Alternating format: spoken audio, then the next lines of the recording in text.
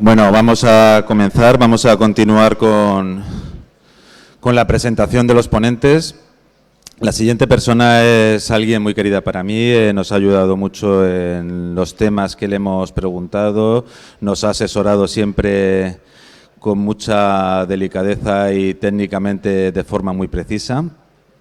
Es un funcionario de la Dirección General de Economía, Empresas y Empleos, el jefe de servicio en Albacete, y su función básica es el asesor técnico de la autoridad laboral.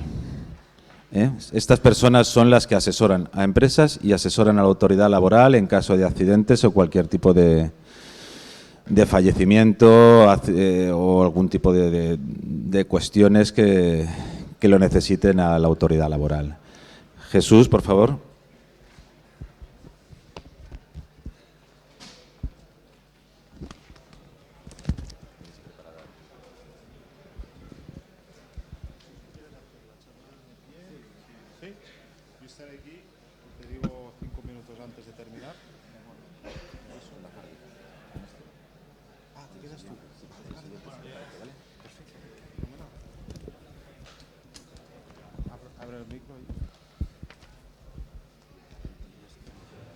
Buenos días.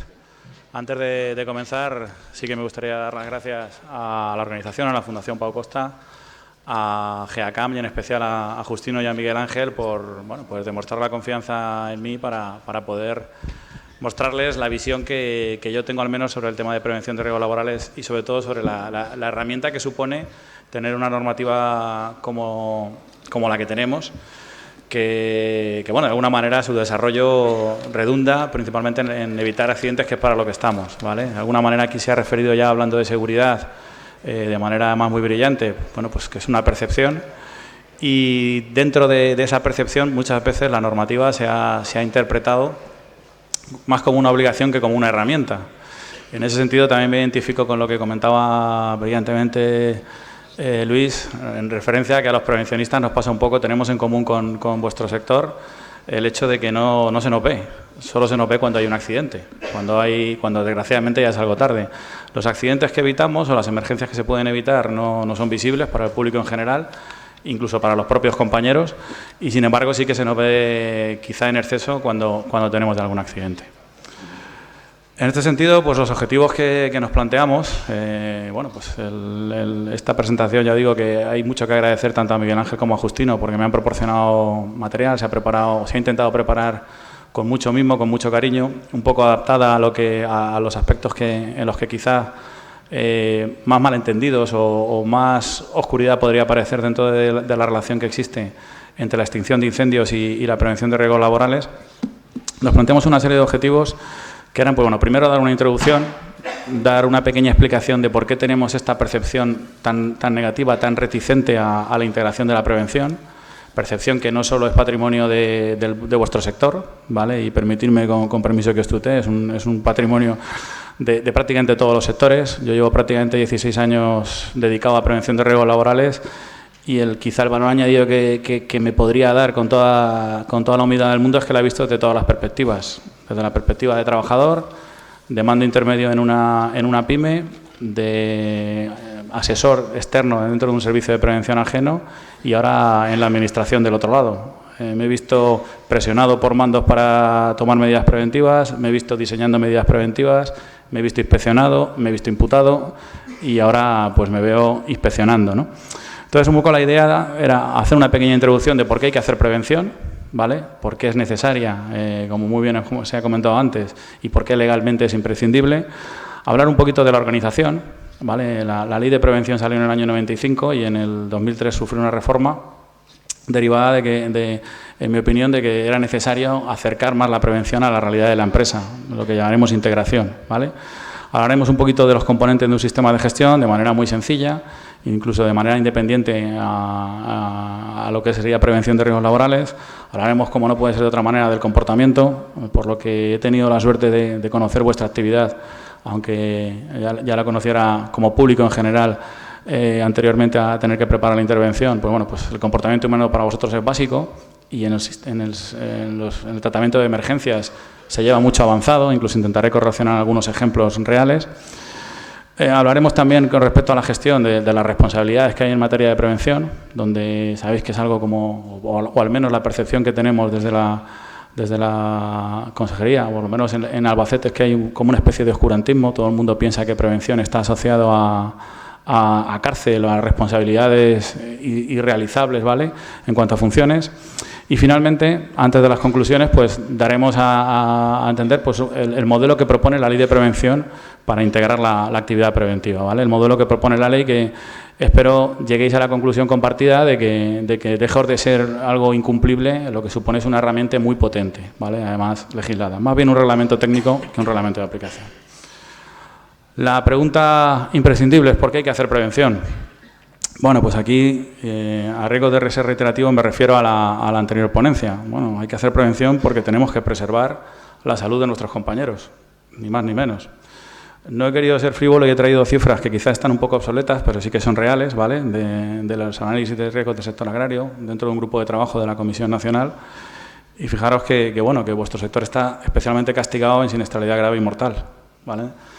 Entonces, la primera respuesta, sin ánimo, sin necesidad de llegar a ninguna normativa, es una respuesta de percepción humana. Hay que hacer prevención de la mejor manera posible para evitar siniestralidad, para evitar que los compañeros tengan daños para la salud y daños que puedan redundar en incluso fallecimientos, ¿vale?, en accidentes muy graves. En añadido, bueno, pues el ámbito de aplicación de la Ley de Prevención habla de que es totalmente de aplicación en las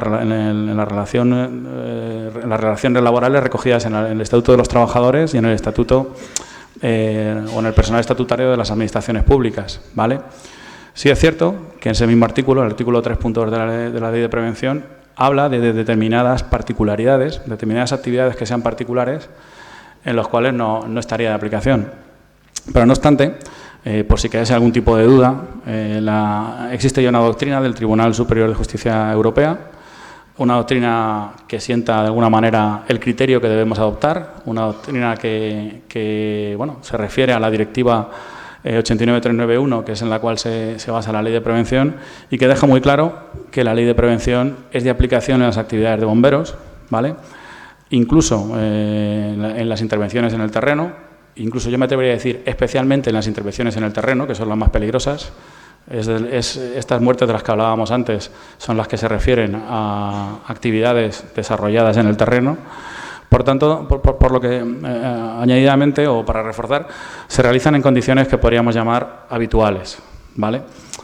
Estas condiciones habituales hay que entenderlas desde el punto de vista más amplio.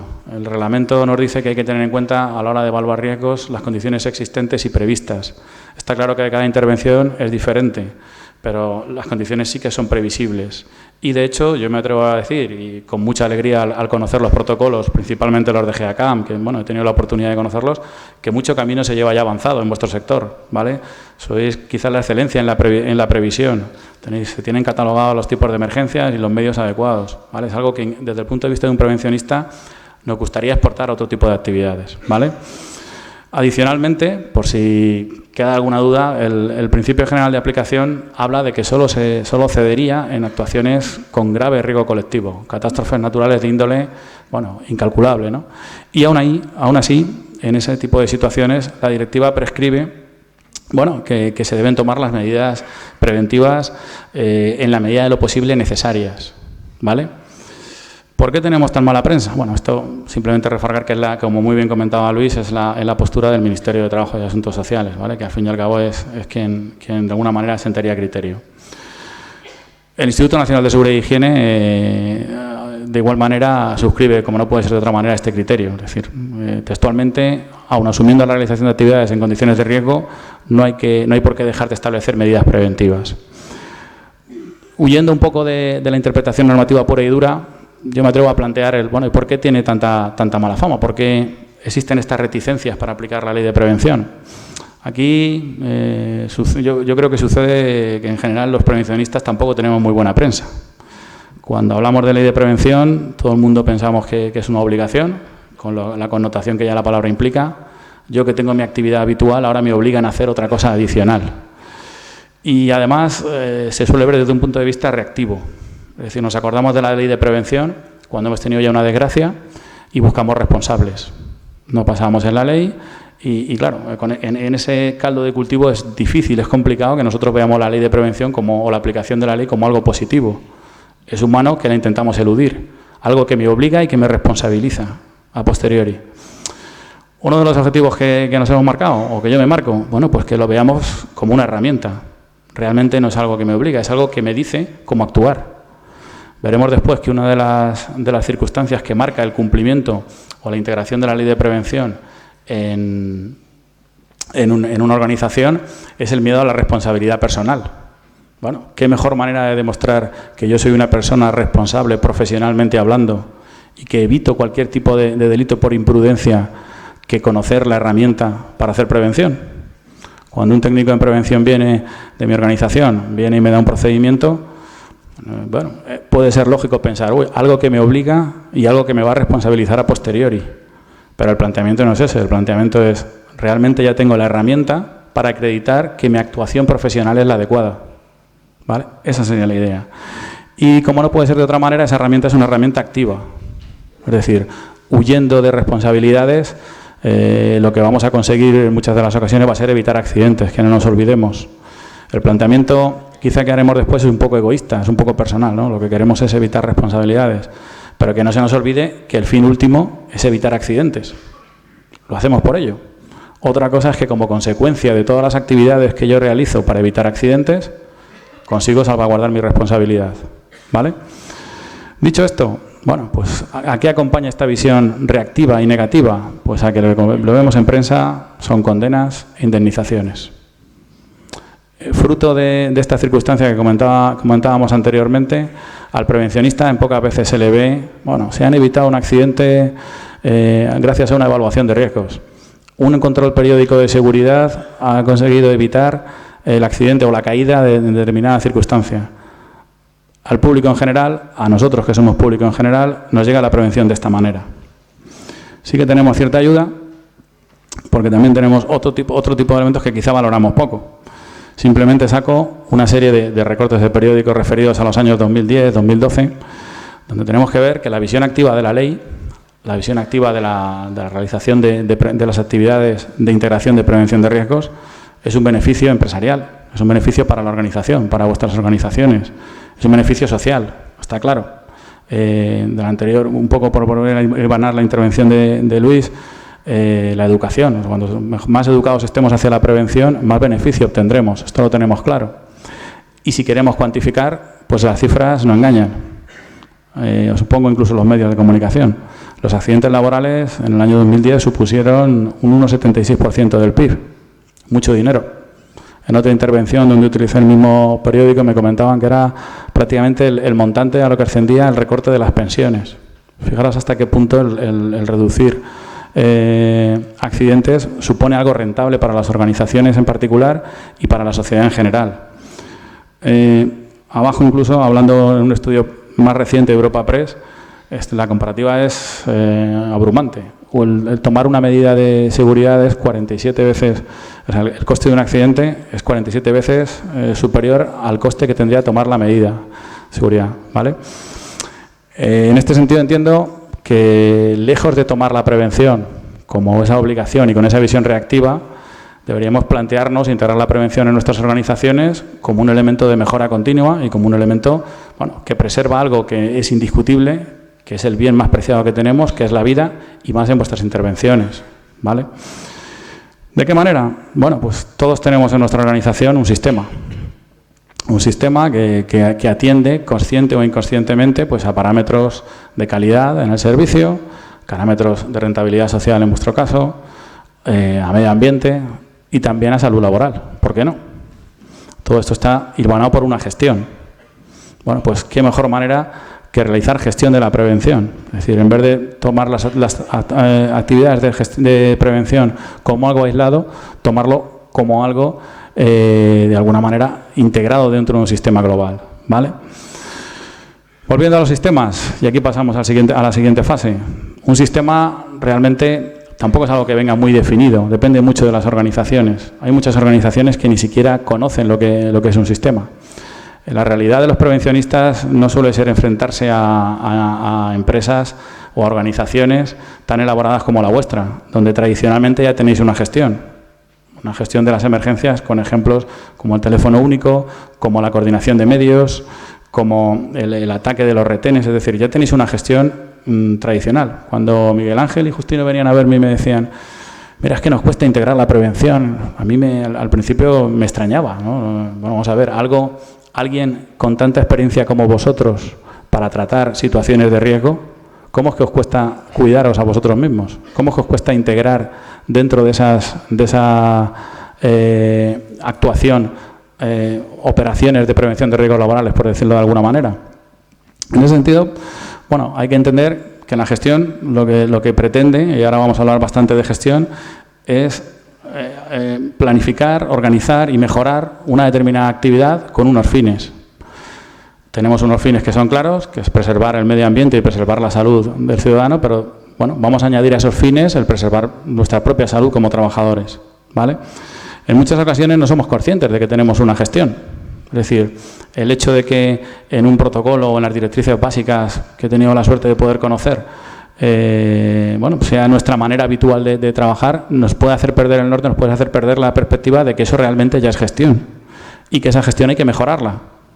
En ese sentido, comentaba, si tenemos una serie de documentos, un soporte documental, una serie de actuaciones en base a reuniones, a controles periódicos, a unos canales de comunicación que aprovechamos para la gestión del incendio o de la emergencia, esos mismos se pueden aprovechar para prevención, ¿vale? Vamos a ampliar un poquito. En gestión, la organización tiene 3 partes. Una parte que es quizá la más sencilla, aunque quizá la más costosa también, el equipo técnico, el equipo tecnológico, tiene unas características que lo componen los equipos de trabajo, máquinas. Es sencillo ver cuando hay un fallo en esa parte, la relación causa-efecto. Es muy importante el control sobre el mismo, el control gestionado, ¿vale? Hablaremos posteriormente del mantenimiento. Y es importante sobre todo la fiabilidad, más en vuestro sector, que en una máquina de un equipo, de un sector industrial, de una panadería falle, no supone un riesgo para la seguridad del panadero. Por contra, en vuestro sector el tema tecnológico es importantísimo. Que en medio de una intervención una autobomba tenga cualquier tipo de problema, tanto de motriz como en su función, supone un riesgo importante. Por otro lado, la organización la compone el sistema humano. En contraposición al sistema tecnológico, el sistema humano es menos difícil de controlar. Depende de una motivación, depende de una predisposición. Y aquí, no obstante, a pesar de que diga que es más difícil de controlar, en vuestro sector entiendo que la cualificación es excelente.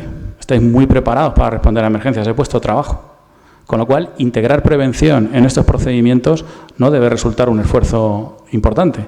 Probablemente el 70-80% de lo que se pueda pedir desde el punto de vista de prevención ya lo tenéis ejecutado. Ahora pondremos algún ejemplo. Y finalmente, la tercera pata en la que se apoyaría un sistema es el propio sistema de gestión. Es decir, la interrelación que hay entre el sistema técnico, tecnológico y el sistema humano la proporciona el sistema de gestión. A nadie nos gusta mucho papeleo, ni a nadie nos gustan los soportes, pero son necesarios. Otra cosa es que haya que ser exigentes también sobre ellos. De igual manera que hay que pedirle requisitos a una autobomba para que cumpla las especificaciones que yo necesitaré en una emergencia, tendremos que pedir requisitos a los procedimientos, a las instrucciones, para que se adecúen a lo que nosotros necesitamos, ¿vale? Y en este sentido, otro de los requisitos serían los exigentes por la potente herramienta que supone la normativa de prevención, ¿vale? Dicho esto, ¿qué aporta prevención a todo esto? Pues bastante. Yo simplemente he querido trasladaros una serie de pinceladas. Empezamos por el sistema tecnológico. Bueno, pues tengo la suerte de tener una normativa, que es el Real Decreto 1215, que me dice cómo tengo que manejar mi sistema técnico. Me dice que los equipos de trabajo tengo que revisarlos periódicamente y tengo que mantenerlos de acuerdo a 19 condiciones que vienen en el anexo 1. Un pasa no pasa. ¿Entenderme? Yo lo podría ver de otra manera. Tengo una autobomba y ahora me dicen que tengo que pasarle una lista de chequeo. No. Tengo la suerte de disponer de una herramienta que me asegura que si de alguna manera la ejecuto adecuadamente, mis compañeros no van a tener un problema mañana cuando tengan una emergencia. Esta es la idea, ¿vale? Tenemos otra normativa referida a equipos de protección individual, ahora pondremos algún ejemplo. Pero entonces son herramientas que nos dan especificaciones y directrices de trabajo seguros, que redundan, primero, en evitar accidentes, segundo, en mejora para la organización y tercero, en una salvaguarda para nuestra responsabilidad. Estamos trabajando de acuerdo a lo que nos dice la norma. Con respecto al sistema humano, bueno, el artículo 19 de la ley habla de que tiene que haber una formación obligatoria, paso que entiendo que aquí tenéis mucho más que superado, estáis muy formados, muy capacitados, he tenido la suerte de convivir con Miguel Ángel y Justino durante unos días y se nota gente muy capacitada, pero por eso precisamente me he ido un poquito más allá, es decir, incluso no tendríamos que quedarnos en el listón de la ley de prevención. Existe una especificación OSAS, ¿vale? Una especificación, podríamos decir que intenta mejorar la especificación que tiene la ley de prevención, cuyo punto referido a formación es el adecuado para vosotros. Vosotros entiendo que vais un pasito más allá en cuanto a formación. Vosotros buscáis capacitación, ¿vale? Buscáis que el personal que trabaje en el tratamiento de la emergencia esté capacitado. No es una mera formación teórica, tiene una serie de capacitación incluso física, que tocaría otro punto de la ley. Toma de conciencia. Realmente le estaba comentando a Justino aquí entre pasillos, mira, voy a muchas jornadas, pero veo una camaradería, veo una relación interpersonal especial aquí. Todos tenéis conciencia de que sois un equipo cuando veis una emergencia. Por tanto, ¿por qué ser reticente a que me ayuden a mejorar el equipo en materia de prevención? ¿Por qué no al revés? Ser más abierto. ¿Bien? Y finalmente, formación, ¿vale? Que es quizá el punto que añade la ley. Y para el sistema de gestión, bueno, pues el artículo 16 de la Ley de Prevención habla de qué manera se tiene que realizar. Bueno, habla del plan de prevención, que sería de alguna manera el documento, el proceso, más que el documento. El documento sería el registro que acredita un proceso de un elemento que es fundamental, que es la integración, ¿vale? Que el sistema humano, junto con el sistema tecnológico y junto con la gestión, esté todo integrado. Antes, y me pongo ahora en las palabras del director general, acertadamente comentaba, bueno, es que hemos tenido un cambio ahora en el proceso de compras, interviene prevención. Eso es un ejemplo de integración. Ahora pondremos otro ejemplo concreto. Realmente, y permitidme que vaya al refranero popular, 4 ojos ven más que 2. Pero es que además los ojos de prevención conocen la normativa, conocen las herramientas, igual que otros departamentos, le hace mantenimiento, o servicios aéreos, conocerán su normativa específica. Somos todos un equipo y participamos de ello. En ese sentido, el artículo 1 del Reglamento de los Servicios de Prevención habla de que la prevención de riesgos laborales se tiene que integrar en base a un plan de prevención de riesgos laborales, ¿vale? Con un contenido mínimo que se asemeja además bastante a las necesidades que suele tener cualquier organización, ¿vale? Fijaos que estoy intentando verlo desde una perspectiva muy pragmática y desde un punto de vista muy operativo. Lo que queremos es mejorar, ¿vale? Y mejorar además, y perdonad que reitere, para preservar un bien que es básico, la seguridad de nuestros compañeros, ¿vale? Dicho esto, bueno, dentro de la interacción entre los 3 sistemas hay que tener en cuenta un elemento que es importante. El sistema humano es el menos fácil de controlar. Somos personas, tenemos muchas virtudes, pero como personas también tenemos, no sé si el defecto, pero la característica de no ser normalizables. Actuamos generalmente de la misma manera, pero con matices. Matices que en las situaciones en las que en un centro de trabajo habitual se enfrenta un trabajador, y especialmente vosotros, en una situación de emergencia, pueden suponer la diferencia entre un daño para la salud o no. El sistema de gestión lo que pretende es, bueno, pues evitar, en ese sentido, intentar normalizar los comportamientos, por decirlo de alguna manera, sobre todo en tareas críticas, ¿vale? Y es el que además nos permite interactuar con el elemento que muchas veces nos provoca el accidente, que es el sistema tecnológico, ¿vale? Sobre el sistema tecnológico, y hay que verlo esto desde un punto de vista científico, sí que tenemos control. Otra cosa es que luego no realicemos mantenimiento. Pero si nosotros tenemos un equipo de trabajo adquirido con una especificación adecuada y que mantenemos, tenemos mucho control sobre él, ¿vale? En ese sentido, comentaros que no penséis, desde luego que los sistemas tecnológicos se descontrolan. Una máquina a la que no hago mantenimiento, al final la pierdo, ¿no? Bueno, dentro de esta visión, bueno, pues el sistema de prevención, lejos de querer levantar ruido o de tener que ser un añadido sobre el sistema de gestión que ya tenemos, lo que pretende ser es un elemento más, un elemento integrado. En definitiva es que en las decisiones que tomamos todos los días, todos los niveles jerárquicos, desde el primer retén hasta el último director general, bueno, se tenga en cuenta la prevención de riesgos laborales para tomar las decisiones. ¿En qué medida? Bueno, pues en función de la situación en la que nos encontremos y con la ayuda del soporte que la organización preventiva nos proporcione, bueno, pues con mayor o menor importancia. Está claro que para comprar, y permíteme que sea un poco demagógico, para comprar una fotocopiadora a lo mejor no tenemos que consultar mucho al servicio de prevención, pero para realizar el mantenimiento de una autobomba o comprar una autobomba, desde luego que será esencial, ¿vale? Que falle una fotocopiadora no me va a proporcionar un riesgo importante. Que falle una autobomba en determinados momentos puede provocar un riesgo muy importante, ¿vale? Y aquí, pues entiendo que vuestro sector tiene un punto fuerte. Me he permitido, con permiso, reproducir algunos elementos del SAFE aquí en Castilla-La Mancha y, bueno, pues yo he quedado maravillado, como os decía antes.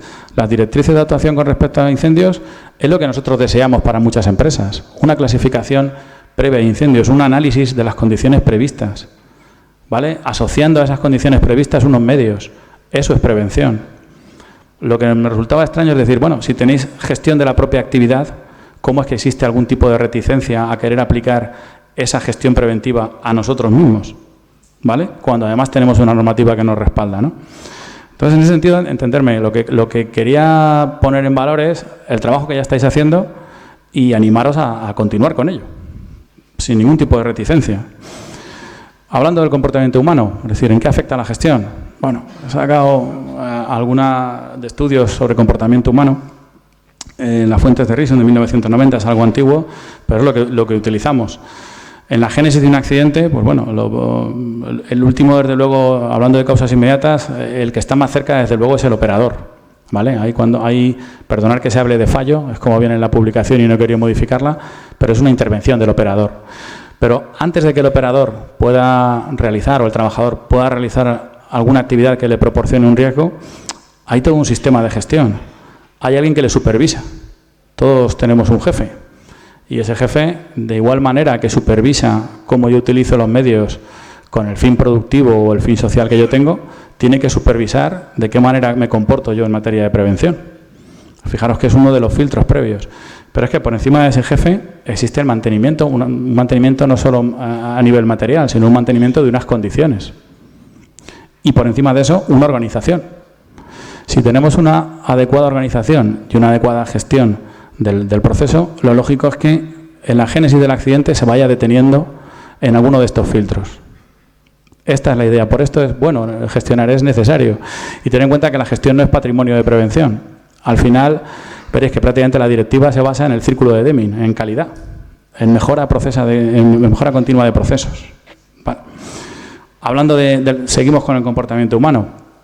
No quiero meterme en los intríngulis del modelo GEMS, que es el que os planteo aquí, pensando, bueno, en los prevencionistas en muchas ocasiones cuando vienen accidentes nos quebramos la cabeza en ver, bueno, ¿y por qué esta persona en este determinado momento actuó de esta manera, ¿no? Imagino que a vosotros en el tratamiento de las emergencias os pasará algo similar.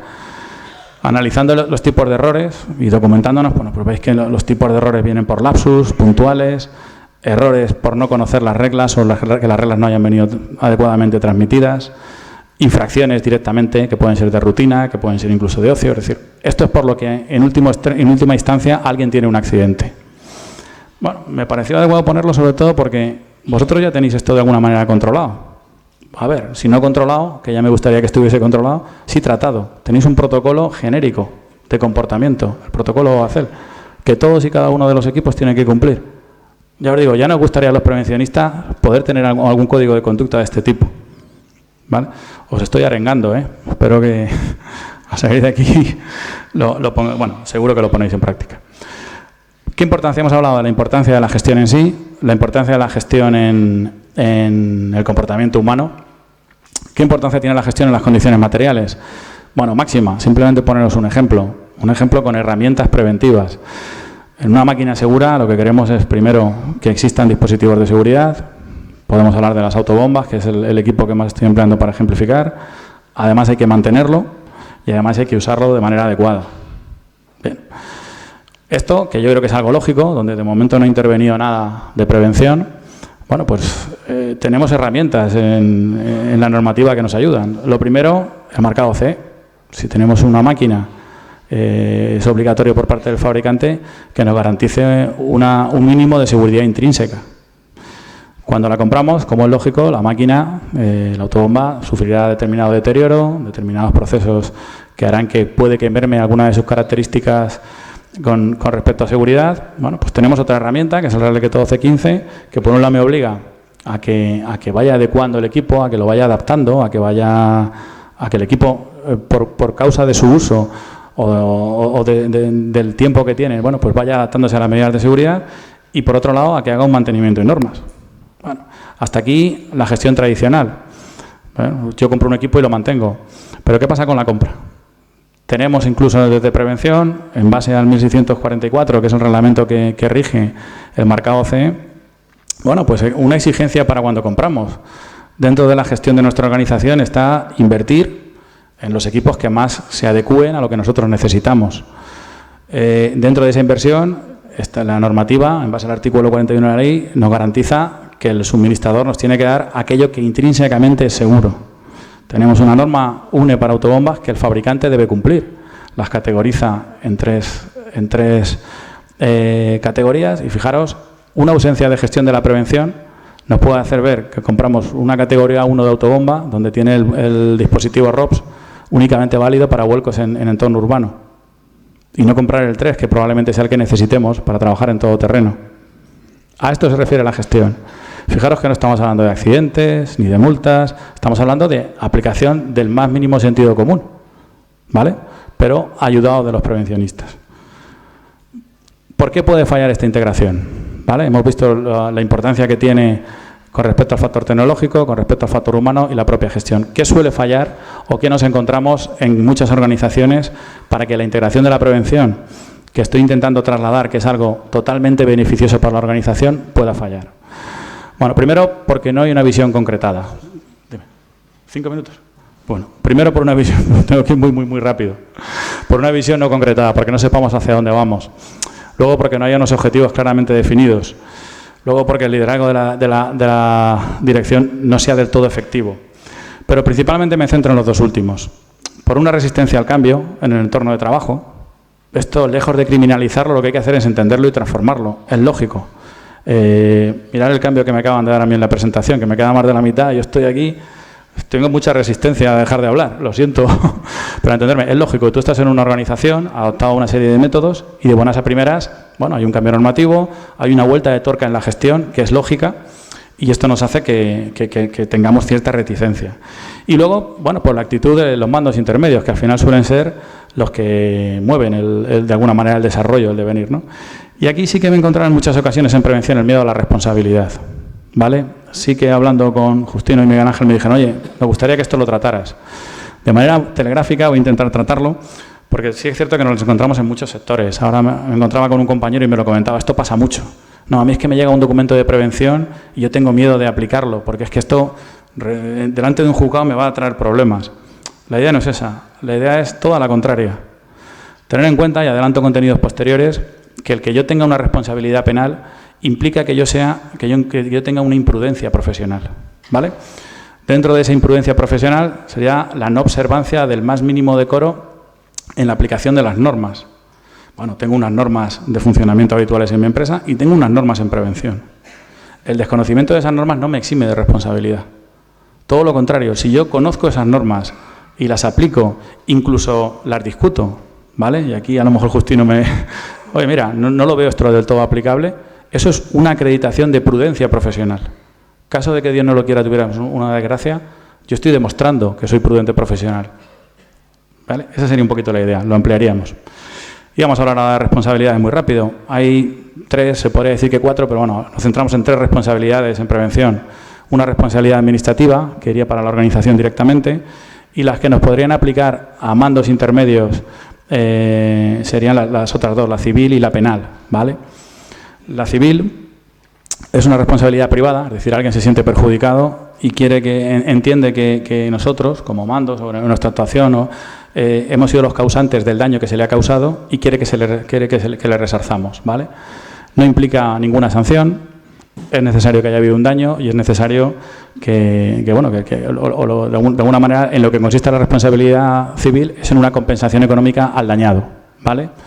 Pero entenderme, esto pasa en situaciones tan cotidianas como esta, es decir, yo he tenido un descuido conduciendo, no es algo patrimonio de prevención.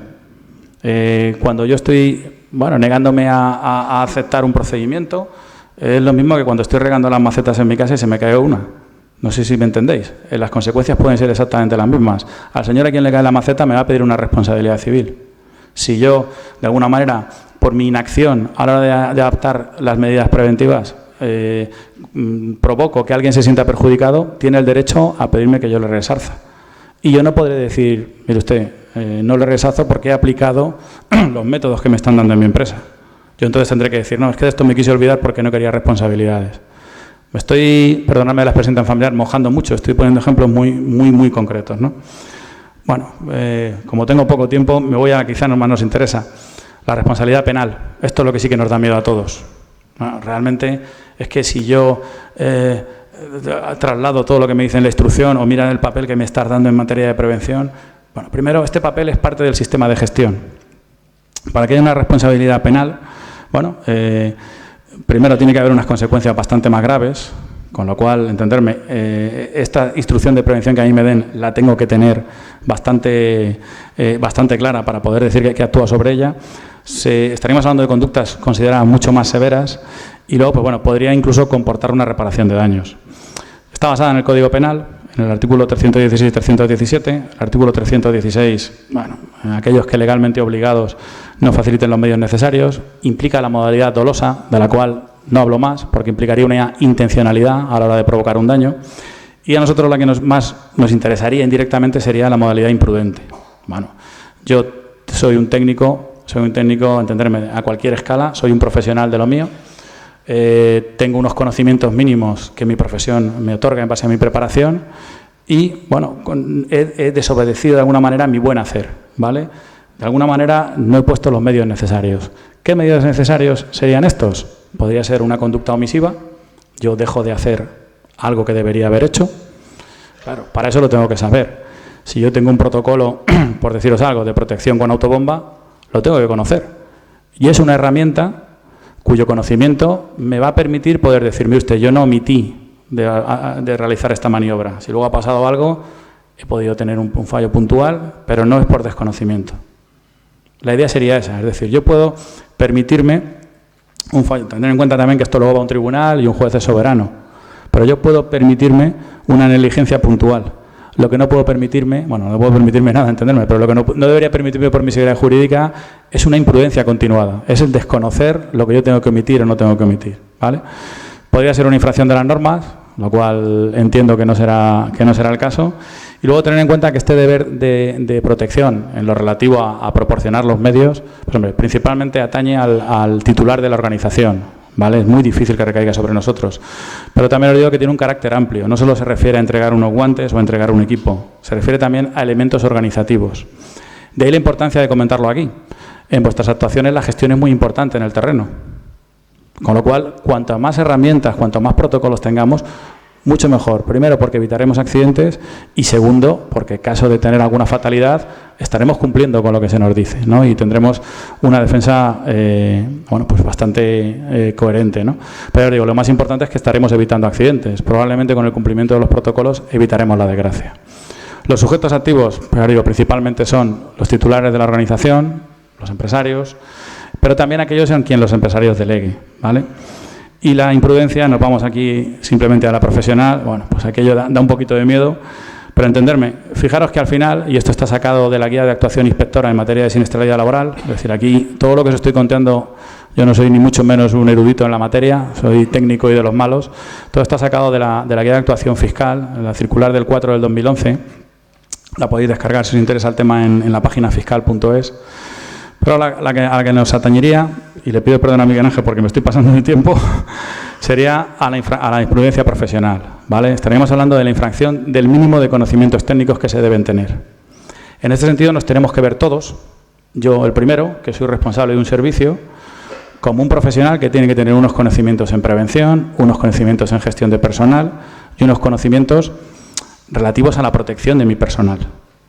Si mañana yo envío a uno de mis técnicos a la sierra con un granizo y una nevada y incumplo un protocolo que mi servicio de prevención de la Junta de Comunidades me dice, donde me dice que prevea el mal tiempo a la hora de hacer las órdenes de servicio, no estoy infringiendo el mínimo de conocimientos que debo tener. Esta es la idea.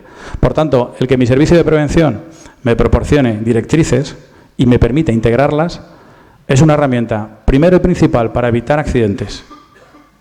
Seguro que no nos vamos a ver en ninguna de estas. Pero si tuviésemos la remota desgracia de que, aplicando lo que mi sistema integrado de gestión de la prevención, tuviéramos una desgracia, estaríamos haciendo lo correcto. No se podría demostrar que tenemos que estamos cometiendo ningún tipo de infracción. A modo de tranquilizar, porque hay veces que cuando sale la responsabilidad, sacada de esta circular que comentaba, hay que tener en cuenta que en base a la capacidad de decisión y a la disposición de los medios, el principal responsable siempre es el titular de la organización, el empresario, ¿vale? Pero en nuestro caso, titular de la organización. Y para poder derivar esa responsabilidad en otros, bueno, pues el fiscal nos lo dice muy claro. Se tiene que cumplir 3 deberes. El deber de elección, es decir, mi jefe, por decirlo de alguna manera, me ha tenido que escoger a mí porque entiende que soy el idóneo para aplicar el sistema de gestión integrado, de prevención. Segundo, el deber de instrumentalización. Yo tengo que tener medios. Yo tengo que tener medios materiales y de tiempo. Es decir, que para que yo pueda recaer en mí una responsabilidad, se tiene que demostrar que mi jefe me ha dado todos esos medios. Y finalmente, y más importante, el deber de control. Si mi jefe ha delegado en mí, mi responsable ha delegado en mí determinadas tareas, su obligación en materia de prevención es controlarme también para que yo las ejecute, ¿vale? Bueno, acabamos rapidísimo.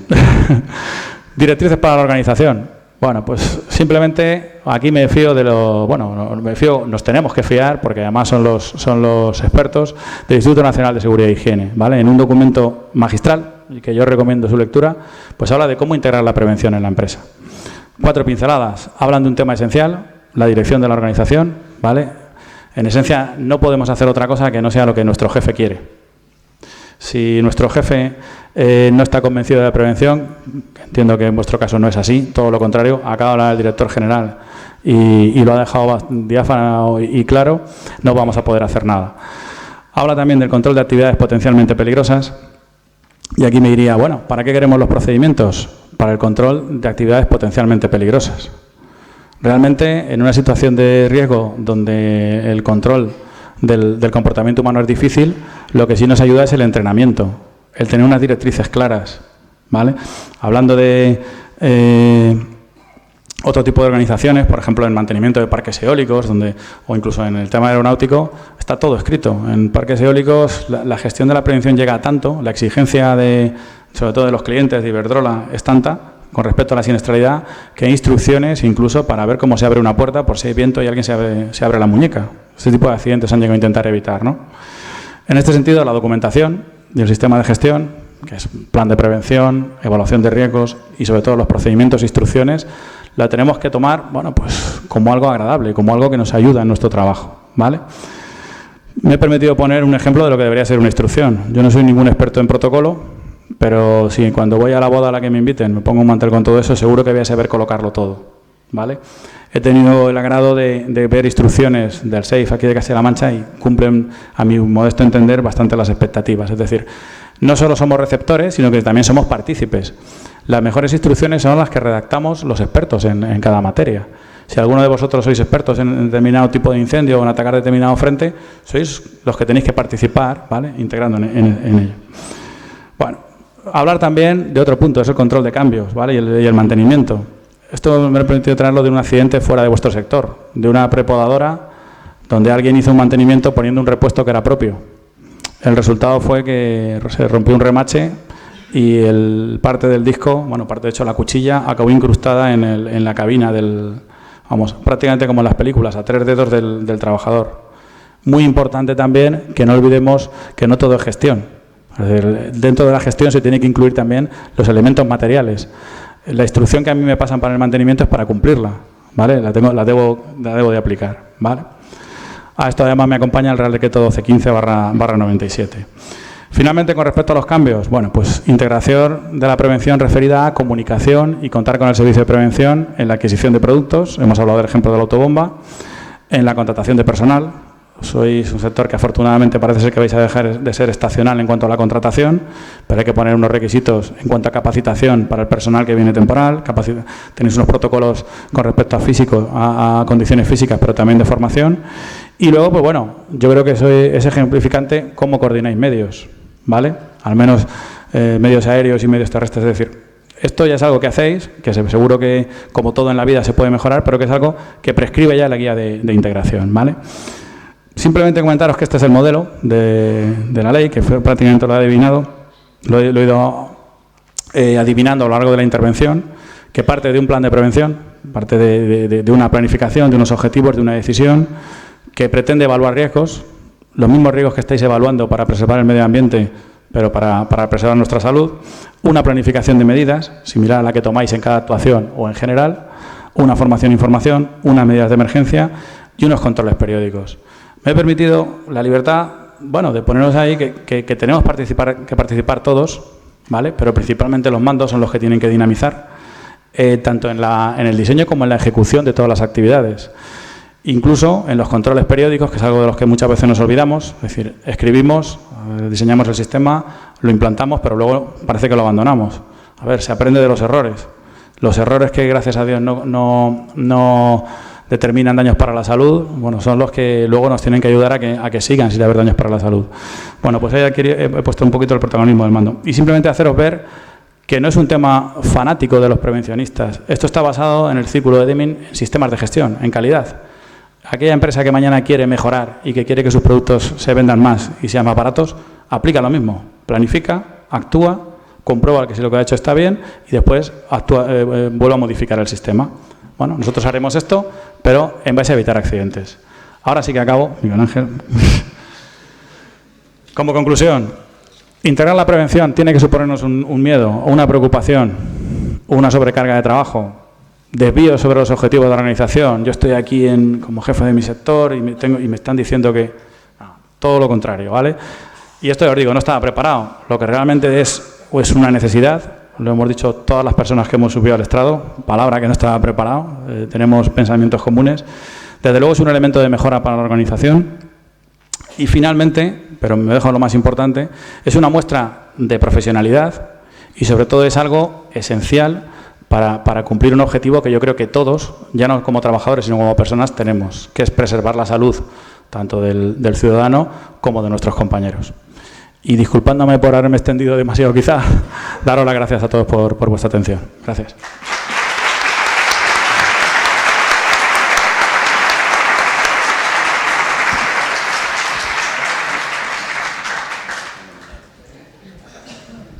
Muchas gracias, Jesús Oliver. Yo me quedo con dos cosas que ha dicho que tienen mala prensa y que los vemos de forma reactiva solo cuando ocurre un accidente. Por lo tanto, debemos de pasar a verlos como nuestros asesores de seguridad y que nos van a impedir que tengamos unas consecuencias en lo personal para nosotros a evitarlas.